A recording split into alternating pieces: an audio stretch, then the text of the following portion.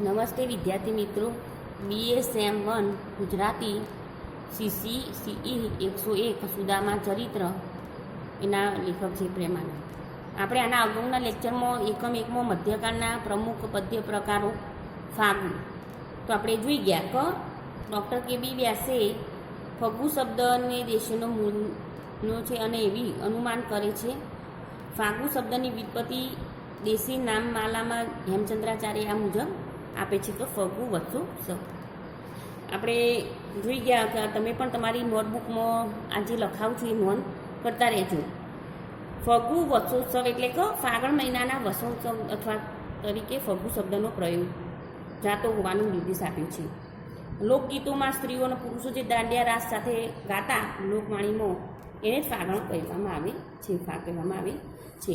Doctor મંજુલાલ મજદારે પણ આ ફાગુ વિશે પણ મેં કીધું કે રાસયુગમાં જ લખવામાં માંડેલા ઘેર રાસને એક વિશિષ્ટ પ્રકારનું તે ફાગુ વસંત ઋતુમાં ગવાતા વસંતોત્સવ વિષયક રાસમાં ફાગુ અથવા તો ફાગણ માસનો વિવાહ વર્ણવવામાં આવતો હતો અને તેને લીધે જ આ સાહિત્ય પ્રકાર ફાગુ નામે ઓળખાય.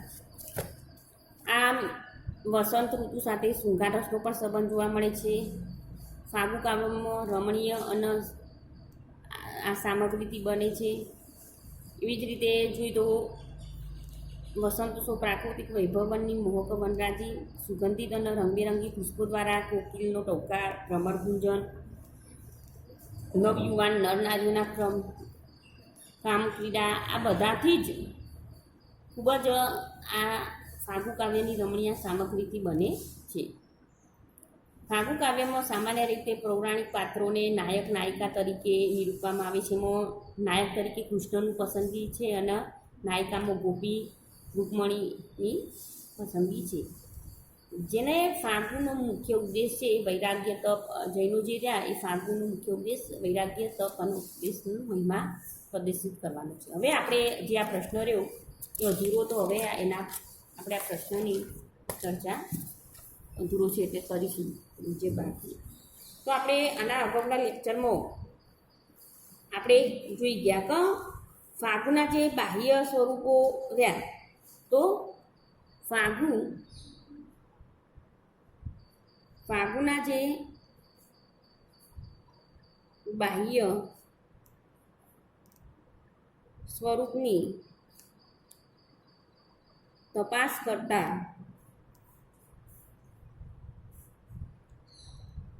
ફાગુનો રચનાબંધ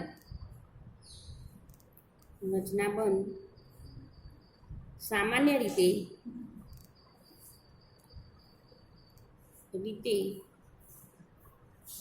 ત્રણ પ્રકારનું આપણને જોવા મળે છે. આપણે બાહ્ય સ્વરૂપની દ્રષ્ટિએ જોઈએ તો ફાગુનો જે રચનાબંધ રહ્યો એ આપણા ત્રણ પ્રકારમાં આપણને જોવા મળે છે. એક છે દુહો, એક દુહન, બીજો છે દુહો અને રોળાના મિશ્રણવાળી ઘાસ અને રાસક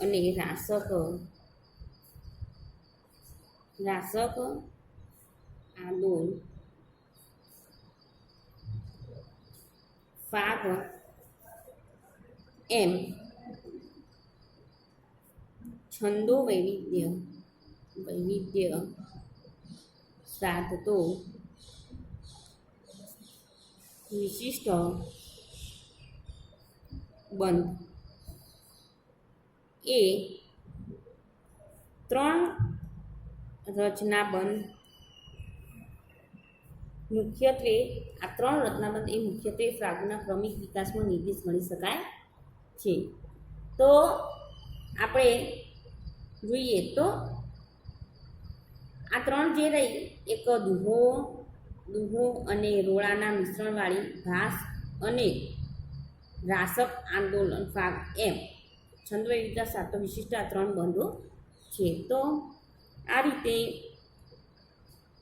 આપણે આ ત્રીજા નંબરની આ 3 પ્રકારની રચના બધા આપણે જોવા મળે છે ફાગુની.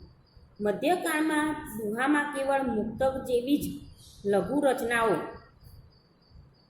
નહીં પણ અખંડ લહરીની સુદીર્ઘ રચનાઓ પણ થતી હતી. તો મધ્યકાળમાં દુહામાં ખાલી કેવળ મુક્તક જ એવું નહોતું કે મુક્તકની જ રચનાઓ હોય લઘુ, પણ અખંડ લહરીની પણ સુદીર્ઘ રચનાઓ પણ થતી. વસંત વિલાસ જેવું અખંડ લહરીનું શૃંગાર કાવ્ય દુહાનું પ્રબંધ પદ્ય રચનાની ક્ષમતા દર્શાવી આપે છે. મધ્યકાલીન ગુજરાતી ફાગુ કાવ્યોને 2 ધારાઓ જોવા મળે છે. તો મધ્યકાલીન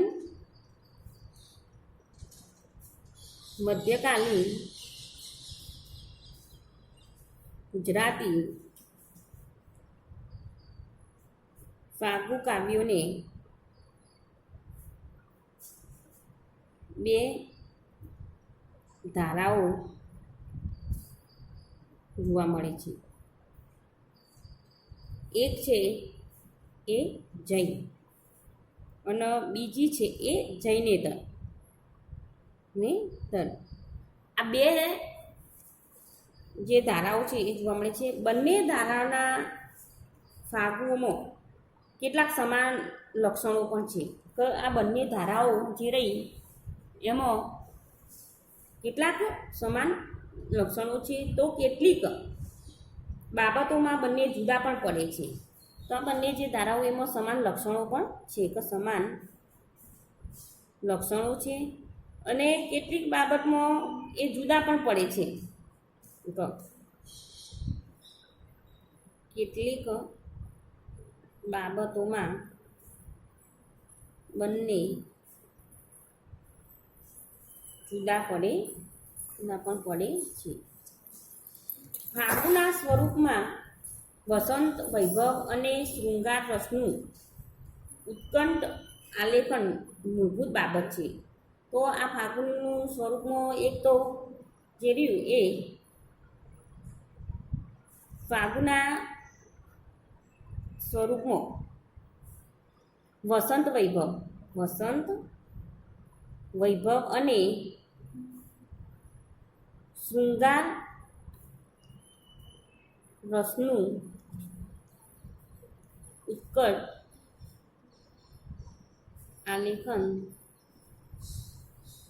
આલેખન મૂળભૂત બાબત છે. અને બંને ધારાઓની રચનાઓમાં પણ એ દ્રષ્ટિગોચર થાય છે. પણ બંને ધારાના આશ્રય અલગ અલગ છે અને મહદ અંશે વિષય ભિન્ન છે. પહેલા બ્રાહ્મણ કે જૈનેતર ફાગુઓ સાંપડ્યા છે તે આ પ્રમાણે છે કે અજ્ઞાત કવિ વિકૃત વસંત વિલાસ એ ઈસવીસન 1344ની આસપાસ થઈ ગયા. નારાયણ ફાગુ એ ઈસવીસન 1389ની આસપાસ થઈ ગયા. તો આપણે આ જોઈએ કે પહેલા બ્રાહ્મણ કે જૈનેતર ફાગુઓ જે સાંપડ્યા છે તે આ પ્રમાણે છે. તો પહેલા બ્રાહ્મણ કે જૈનેતર ફાગુઓ સાંપડ્યા છે તે આ પ્રમાણે છે. તો અજ્ઞાત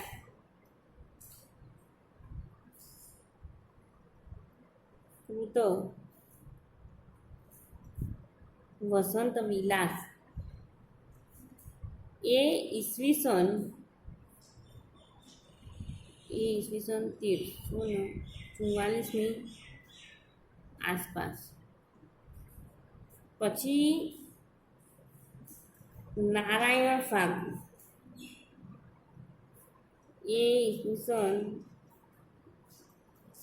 1389 આસપાસ એના પછી જોઈએ તો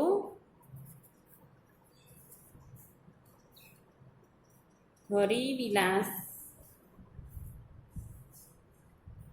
ફાગુ, તો એ વિક્રમની 16મી શતાબ્દીમાં. પછી એના પછી છે ચતુર્ભુજ રચિત ભ્રમર ગીતા ફાગ, એ ઈસવીસન 1520.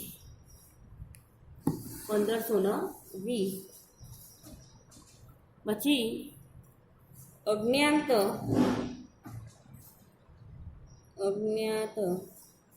કવિ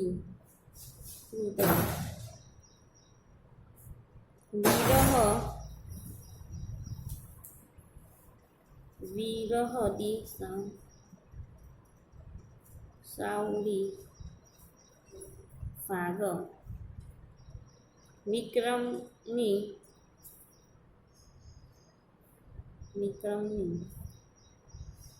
16મી સદી. સોની રામચરિત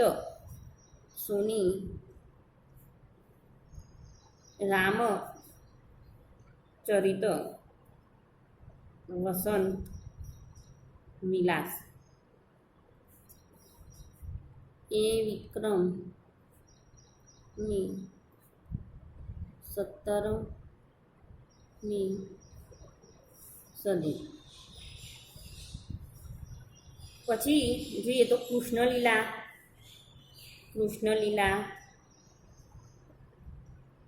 કાવ્ય અંતર્ગત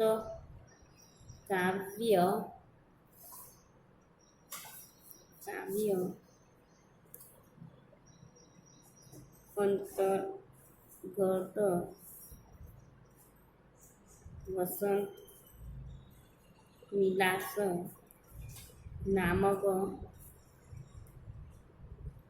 ફાગુ સ્વરૂપનો કાવ્ય ખંડ વગેરે. તો આપણે જોયું તો પહેલાં બ્રાહ્મણ કે જૈનેતર ફાગુઓ સાંપડ્યા તે આ પ્રમાણે છે. તો એમાં જોઈએ તો અજ્ઞાત કવિકૃત વસંત વિલાસ, એ ઈસવીસન 1344ની આસપાસ થઈ ગયા. નારાયણ ફાગુ એ ઈસવીસન 1389ની આસપાસ. હરિવિલાસ ફાગુ એ વિક્રમની 16મી શતાબ્દી. ચતુર્ભુજ રચિત ભ્રમર ગીતા ફાગ, એ ઈસવીસન 1520. અજ્ઞાત કવિકૃત વીર દેસાઉરી ફાગ, વિક્રમની 16મી સદી. સોની રામચરિત વસંત વિલાસ, વિક્રમની 17મી સદી. કાર્યસ્થ કેશવદાસના કૃષ્ણલીલા કાવ્ય અંતર્ગત વસંત વિલાસ નામક ફાગુ સ્વરૂપના કાવ્યખંડ વગેરે. લગભગ બધા જ વિદ્વાનોએ જેને પૂર્ણ ફાગુ કાવ્યનો ઉત્કૃષ્ટ નમૂનો લખ્યો છે. એ અજ્ઞાત કૃત વસંત વિલાસ જૈનેતર ફાગુ કાવ્યોમાં સૌથી પ્રાચીન રચના છે. તો આપણે આ જોઈ ગયા. તો એ પ્રમાણે પહેલાં બ્રાહ્મણ કે જૈનેતર ફાગુ સાંપડે છે તે આ પ્રમાણે છે. જૈનેતર ફાગુની સરખામણીમાં જૈન ફાગુની સરખામણી ઘણી મોટી છે. જે જૈનેતર જે ફાગુ રહ્યા એની સરખામણીમાં જૈનેતર ફાગુની સરખામણીમાં જૈન ફાગુની સરખામણી ઘણી મોટી છે. પાછી કોઈ અજ્ઞાત જૈન કવિ દ્વારા રચાયેલ. તો આપણે જોઈએ તો પેલું જોઈ ગયા આપણે જૈનેતર ફાગુ, અને હવે આપણે જૈન ફાગુની સંખ્યા જોઈએ. તો જૈન ફાગુઓની સંખ્યા, તો આ સંખ્યા પેલા જૈનેતર કરતાં ઘણી મોટી છે.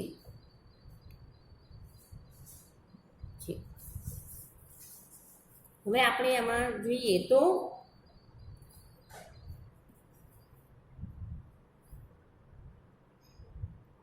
અજ્ઞા જૈન કવિ દ્વારા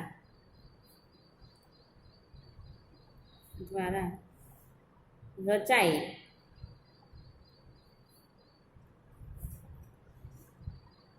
જન ચંદ સુરી ફાગુ એ ઈસવીસન 1285ની આસપાસ છે. જ્યારે જીન પદ્મસુરી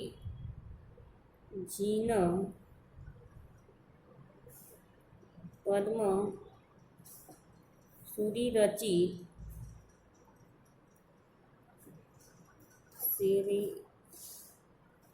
થુલી ભદ્ર ફાગુ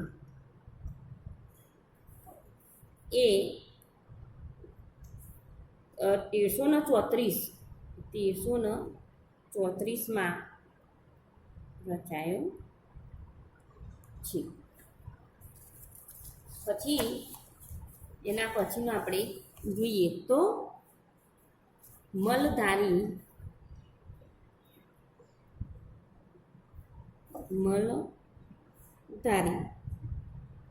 રાજશેખર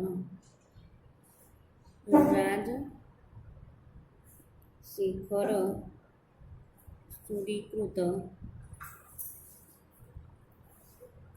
નેમિનાથ ફાગુ એ ઈસવીસન 1349 હલરાજ રચિત થુલીભદ્ર ફાગુ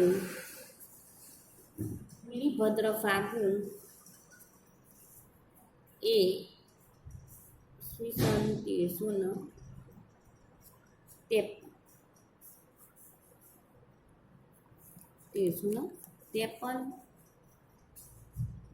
પછી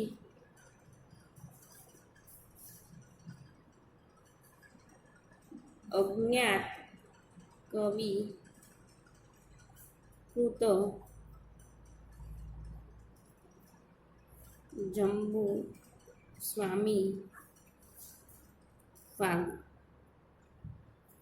એ ઈસવીસન 1374 પછી સમુધરનો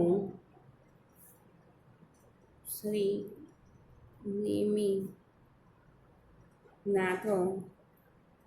ફાગુ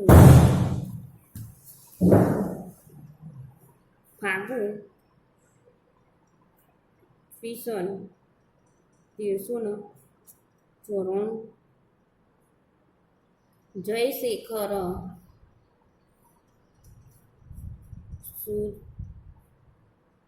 સુરીકૃત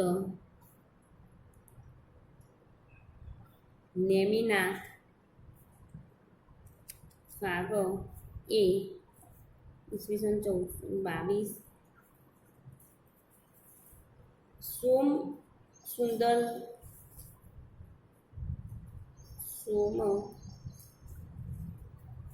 સુંદર સુવિરચિત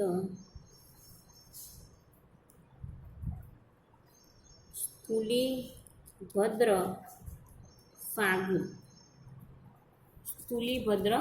ફાગુ એ 1425 પછી રત્ન મંડળગી રચિત નારી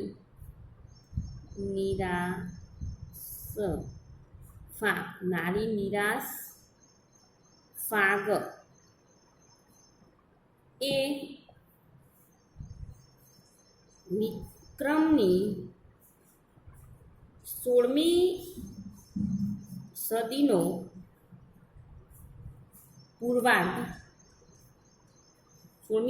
પૂર્વાર્ધ પછી જયવંત સુરીનો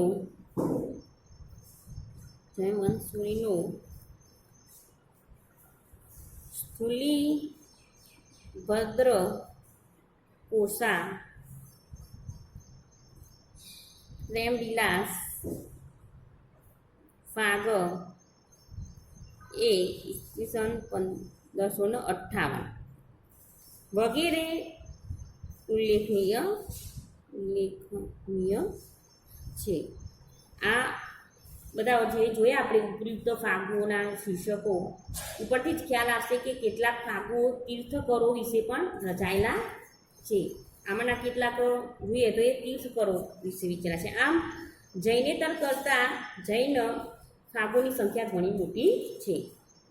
ફાગુ રચનાઓમાં વિષય અને નિરૂપણ એક એવી પરંપરા બંધાય છે જેને લીધે વસંત વિલાસ નેમિશ્વર ચરિત ફાગ જેવી અનેક તાજગીપ્રદ આહલાદક રચનાઓ પણ પ્રાપ્ત થાય છે.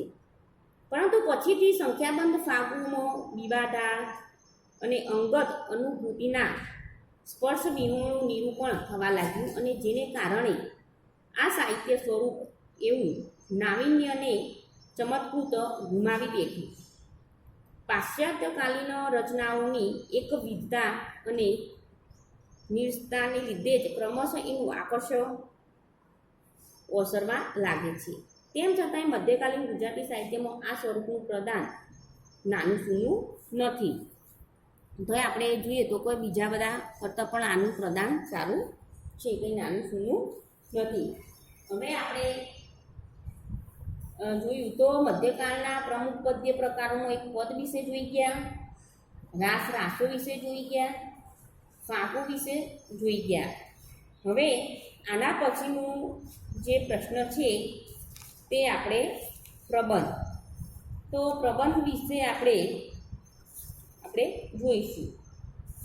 તો તમારા અભ્યાસક્રમમાં પ્રબંધ પછી આખ્યાન અને પદ્ય વાર્તા એ એકમ એકનો પહેલો પ્રશ્ન આપણે પૂર્ણ કરવાનો છે. એટલે હવે આના પછીનો આ જે પ્રશ્ન રહ્યો એ ફાગુ સમાપ્ત થાય છે અહીંયા. હવે આપણે આમાં જ આપણે પ્રબંધ વિશે પ્રશ્ન લઈશું. તો આપણે 1 નંબર પદ આપ્યો, રાસો આપ્યો, બીજા નંબરમાં, ત્રીજા નંબરમાં ફાગુ અને ચોથા ક્રમમાં છે પ્રબંધ.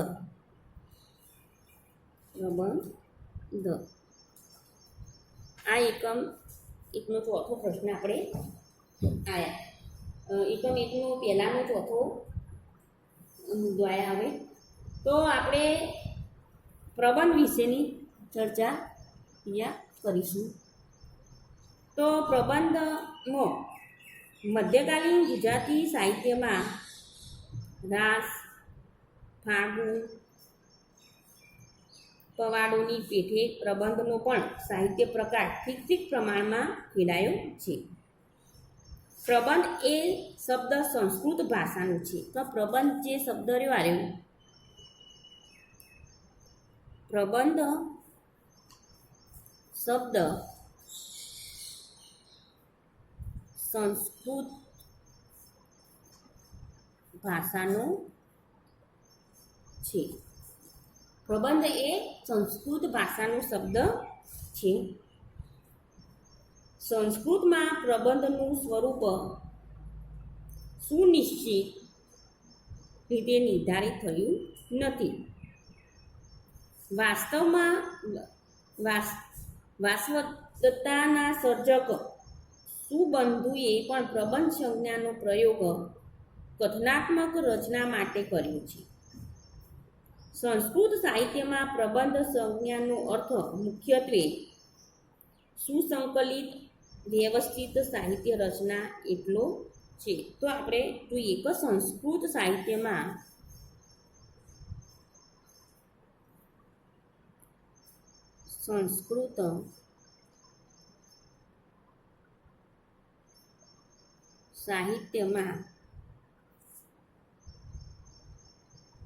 પ્રબંધ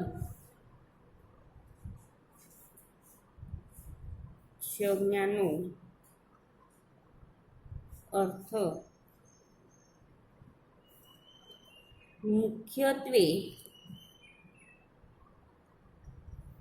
સુસંકલિત વ્યવસ્થિત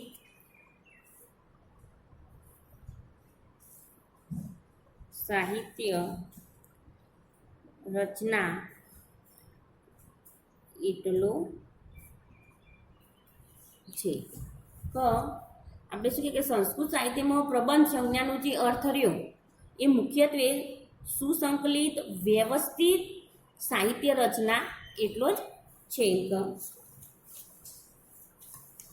ઐતિહાસિક સંદર્ભમાં જોઈએ તો વિક્રમના 11મા શતકથી લખાતા ઐતિહાસિક કથા કાવ્યો માટે પ્રબંધ સંજ્ઞા પ્રયોજાતી જોવા મળે છે.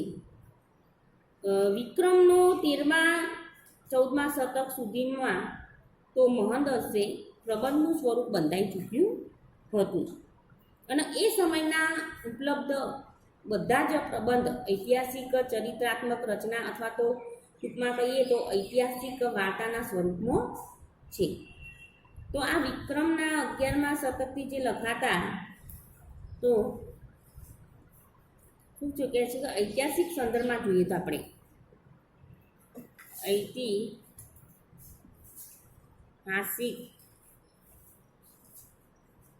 સંદર્ભમાં જોઈએ તો વિક્રમના 11મા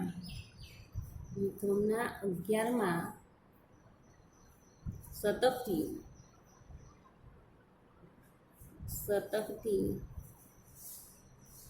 લખાતા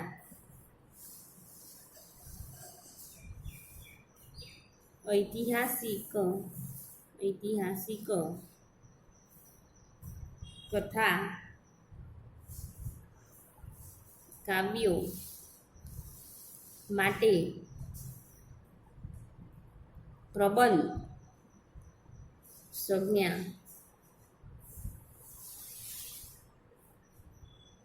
પ્રયોજાતી જોવા મળે છે. તો વિક્રમના 13મા અને 14મા શતકમાં તેનું મહંતસે પ્રબંધનું સ્વરૂપ બંધાઈ ચૂક્યું હતું અને એ સમયમાં ઉપલબ્ધ બધા જ પ્રબંધ ઐતિહાસિક ચરિત્રાત્મક રચના અથવા તો ટૂંકમાં કહીએ તો ઐતિહાસિક વાર્તાના સ્વરૂપમાં પણ છે. મધ્યકાલીન ગુજરાતી સાહિત્ય પર નજર કરીએ તો બલ્લાળનો પ્રસિદ્ધ ભોજ પ્રબંધ, કુમારપાલ પ્રબંધ, મેરુતુંગ પ્રબંધ, ચિંતામણી, રાજશેખર સૂરી રચિત ચતુર્વંશી પ્રબંધ વગેરે પ્રબંધો ઐતિહાસિક ચરિત્ર કે ઐતિહાસિક કથા પ્રસંગના સ્વરૂપના છે. આપણે જોયું કે મધ્યકાળના જે સાહિત્ય આપણે નજર કરીએ તો બલ્લાળનો જે પ્રસિદ્ધ ભોજ પ્રબંધ હતો એ કુમારપાલ પ્રબંધ, મેરુતુંગ પ્રબંધ, ચિંતામણીના રાજશેખર સૂરી રચિત ચતુર્વંશી પ્રબંધ વગેરે પ્રબંધો ઐતિહાસિક ચરિત્ર અને ઐતિહાસિક કથા પ્રસંગના સ્વરૂપના છે. આ બધા જ પ્રબંધો પૈકી કુમારપાલ પ્રબંધ એ પદ્યમાં છે તો રાજશેખર સૂરી અને મેરુતુંગ પ્રબંધો પણ ગદ્યમાં છે. બીજી બાજુ ભોજ પ્રબંધ જેવી રચનાઓ પણ પદ્ય મિશ્રિત છે. તો આ રીતે આપણે જોયું તો આ પ્રબંધોમાં જે કુમારપાલ પ્રબંધ એ પદ્યમાં છે. કુમારપાલ જે પ્રબંધ રહ્યો એ પદ્યમાં છે. તો રાજશેખર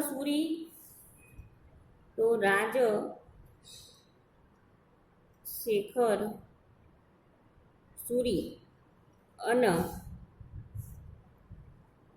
મેરુતુંગના જે પ્રબંધો રહ્યા એ ગદ્યમાં છે. છે. તો બીજી બાજુ ભોજ પ્રબંધ જેવી રચનાઓ પણ ગદ્ય પદ્ય મિશ્રિત છે. તો પાછું આપણે જોઈએ તો આ જે ભોજ પ્રબંધ રહ્યો એ ભોજ પ્રબંધ એ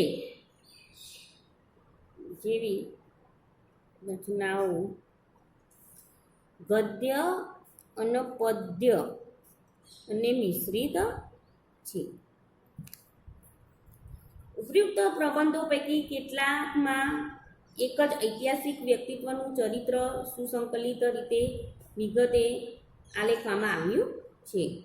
તો પ્રબંધ ચિંતામણી કે ચતુર્વંશી પ્રબંધમાં પણ ભિન્ન ભિન્ન ઐતિહાસિક વ્યક્તિઓના પ્રસંગોનું પણ ટૂંકમાં નિરૂપણ થયું છે. તો આપણે જોયું તો આ રીતે આપણે આ પ્રશ્ન અહીંયા પ્રબંધ વિશેનો આટલું તમને સમજાયો. એમાં પ્રબંધ શબ્દ સંસ્કૃત ભાષાનો છે. સંસ્કૃત સાહિત્યમાં પ્રબંધ સંજ્ઞાનો અર્થ મુખ્યત્વે સુસંકલિત વ્યવસ્થિત સાહિત્ય રચના એટલો જ છે. ઐતિહાસિક સંદર્ભમાં જોઈએ તો વિક્રમના 11મા શતકથી લખાતા ઐતિહાસિક કાવ્યો માટે પ્રબંધ સંજ્ઞા પ્રયોજાતી જોવા મળે છે.